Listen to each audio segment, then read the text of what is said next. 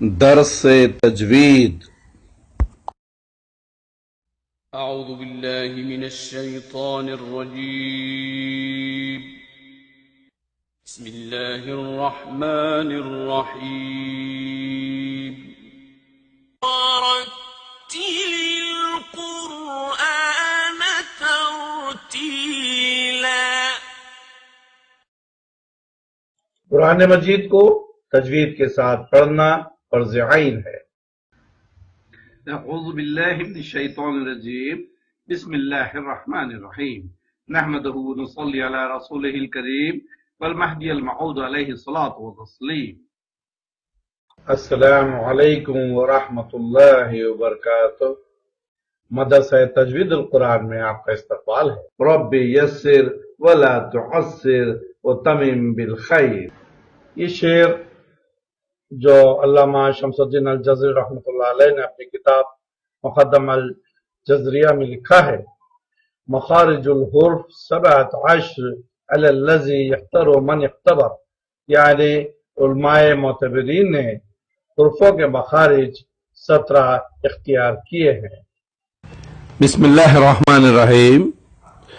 مخارج حروف میں سب سے پہلا مقرر جاتا ہے حویہ، جسے جوف فم سے ادا کیا جاتا ہے۔ یہ ہے الف، واو، یا۔ جوف دہن یعنی منہ کے خالی حصے کو کہا جاتا ہے۔ الف تو یہیں سے ہوگا، اور واو اگر مدہ ہو تو یہاں سے ہوگا، اور یا مدہ ہو تو یہاں سے ہوگا، ورنہ ان کے مخارج دوسرے ہیں۔ بہرحال حرف مدہ یا حویہ الف، واو، یا ہیں جو جوف دہن سے منہ کے خالی حصے سے ادا ہوتے ہیں۔ مخارج کی دوسری سیڑھی جسے حرف حلقی کہا جاتا ہے، جو اقصی حلق یعنی حلق کے سینے کی طرف والا حصہ ہے، وہاں سے ہا ہا، یعنی جس کو ہم اردو میں ہے کہتے ہیں، اور وہیں سے اقصی حلق یعنی نیچے والے حصے سے جو سینے سے متصل ہے، وہیں سے حمزہ حمزہ ادا ہوگا، یعنی حلق کے نیچے والے حصے سے ہا اور حمزہ ادا ہوگا، اور وسط حلق یعنی حلق کے ہمارے نرخرے کے درمیانی حصے سے جو ہے ہا ہا، جو جیم ہا والا ہے، ہا ادا ہوگا، اور وہیں سے عین عین۔ یاد رہے حلق کے 3 حصے ہیں، اقصی حلق، وسط حلق اور ادنی حلق۔ اقصی حلق سے ہا حمزہ اور وسط حلق سے ہا عین۔ اس طرح حلق کے 3 حصے ہیں، اقصی حلق، وسط حلق، ادنی حلق، یعنی جو ایک سینے سے کی طرف ہے، دوسرا درمیان میں ہے، تیسرا جیب کی طرف والا حصہ۔ تو اوپری حصہ جو ہے اس میں سے وہاں سے خا اور غین ادا ہوگا، اور یہ 6 کے 6 حرف حلقی کہلاتے ہیں۔ ہا حمزہ، عین ہا، غین خا۔ یہ حرف لہویہ بھی کہلاتے ہیں، اور دراصل یہ حلق کے اور جیب کے درمیانی حصے یعنی کوئے کہتے ہیں اسے، کوئے کے متصل زبان اور زبان کی جڑ کے درمیان سے ہوتا ہے۔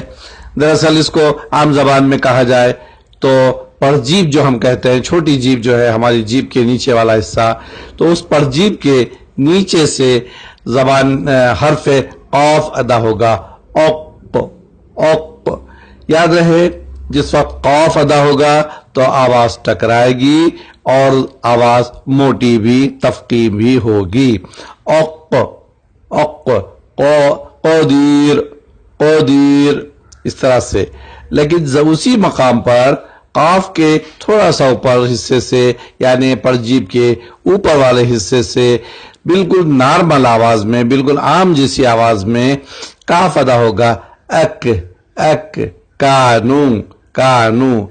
اس طرح سے کاف باریک آواز میں ہوگا اور قاف جو ہے موٹی آواز سے ادا کیا جائے گا۔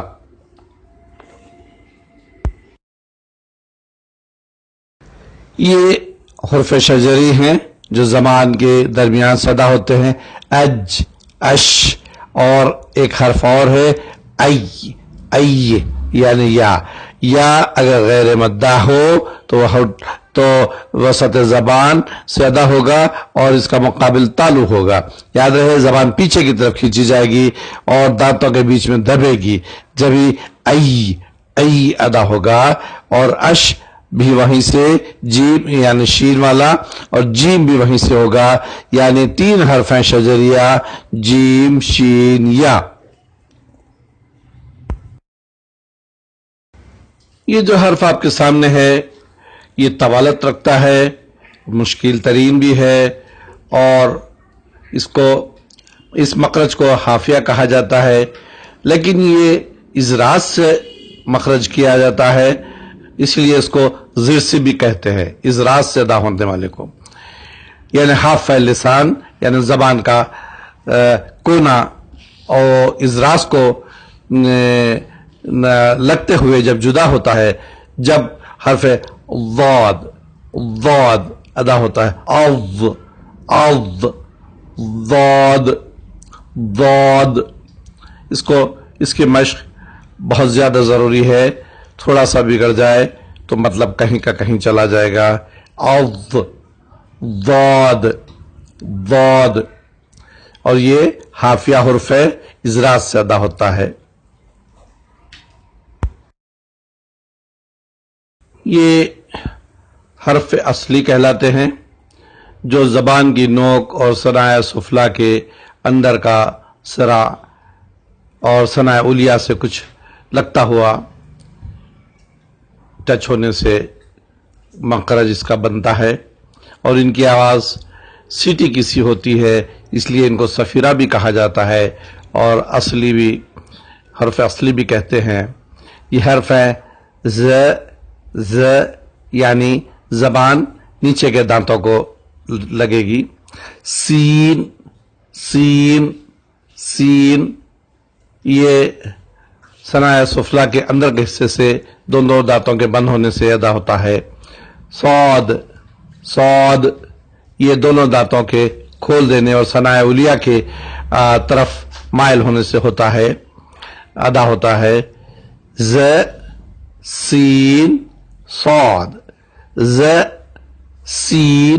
صاد، یہ حرف اصلی یا حرف صفیرہ کہلاتے ہیں.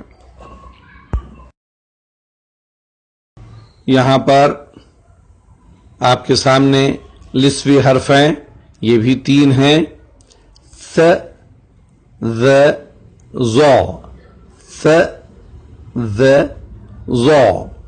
یاد رہے یہ زبان کی نوک ثنائے علیہ کے اندر کے حصے کو لگنے سے ادا ہوتا ہے. اس کی ایک تھوڑا سا آپ کو سمجھانے کی کوشش کرتا ہوں.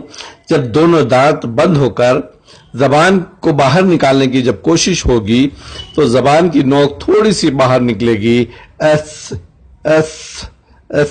تو س ادا ہوگا. یہ سین بھی نہیں بنے گا، سو بھی نہیں بنے گا، س اس طرح سے ادا ہوگا. اور زال بہت ہی آسان ہے، ثنائے علیہ یعنی اوپر کے سامنے والے 2 دانتوں زبان کے کنارے کو زبان کا حصہ لگنے، زبان کے نوک لگنے سے ادا ہوتا ہے. از والذین، الذی، اس طرح سے.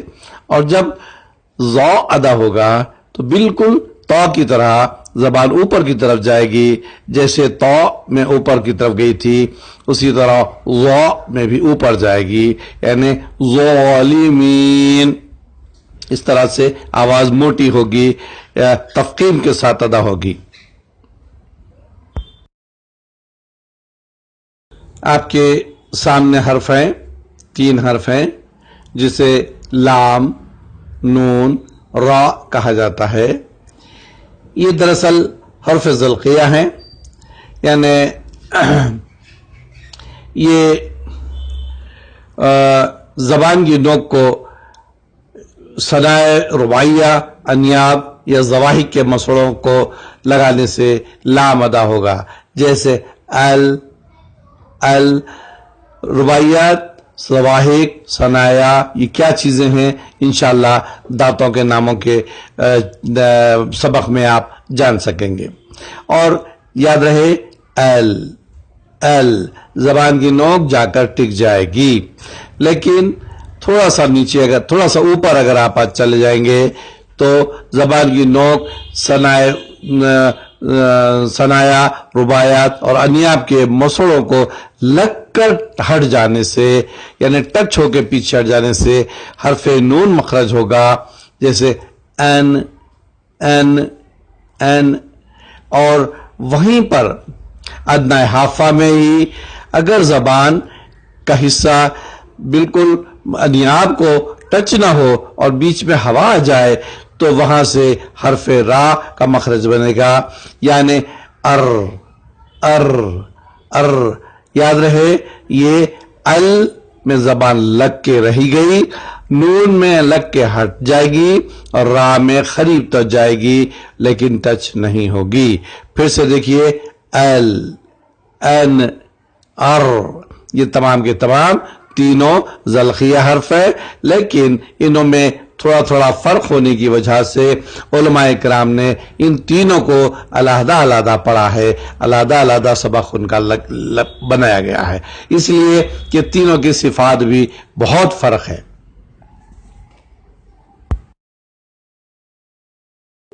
हर्फ जो आपके सामने हैं हर्फ शफवी का कहलाते हैं, इसलिए कि दोनों होंठों यानी शफ्ताइन से अदा होते हैं। और जैसे कि आपके सामने है, दोनों होंठों का तर हिस्सा यानी अंदर वाला हिस्सा जब मिल जाएगा तो हुर्फ ब अदा होगा। और इसी को अगर थोड़ा सा दबाव दिया जाए, होंठों का जो बाहर वाला हिस्सा है जो खुश्की वाला होता है, उसको अगर वहां से अगर होंठों को मिलाया जाए तो मीम अदा होगा आम, आम। और अगर दोनों होंठों को बाहर की तरफ हम निकालेंगे गुंजे की शक्ल देते हुए तो वाव गैर मद्दा जो है वो अदा होगा, जैसे आउ, आउ। और एक और शफवी लफ्ज है लेकिन इसमें दोनों शफ्ताइन मिलते नहीं हैं, ये नीचे के होंठ का बतन और ऊपर के 6 दांत जो सनाए मशरूफा कहलाते हैं, यानी सनाए मशरूफा, सनाए उलिया जो सामने के दांत हैं वो, और दोनों बाजू के दो दांत जो आनियात कहलाते हैं, इन 6 दांतों को मिलाकर सनाए मशरूफा कहा जाता है। ये सनाए मशरूफा जब नीचे के होंठ के बतन से जाके लगेगा तो वहां से हर्फ फ अदा होगा, एफ, एफ। मखरज आखिरी वाला कशोमी जो नाक की जड़ से अदा होता है, यहां से 2 हर्फ अदा होते हैं, नून और मीम, लेकिन इसकी शर्त यह है कि दोनों पर शद होना चाहिए। कशोमी, कशूम कहते हैं नाक के बांस की हड्डी के हिस्से को यानी नाक की जड़ को। यहां से जब नून और मीम पर शद आएगा यानी तशदीद वारिद होगी तो ये गुन्ना की आवाज पैदा करेंगे यानी गूंज पैदा करेंगे, जैसे कि इन मौन लदुन उम्मतुन अम्म लम। इसमें शद होना जरूरी है वरना ये नून और मीम के और दूसरे मकारिज हैं। सदक़ल्लाहुल अज़ीम।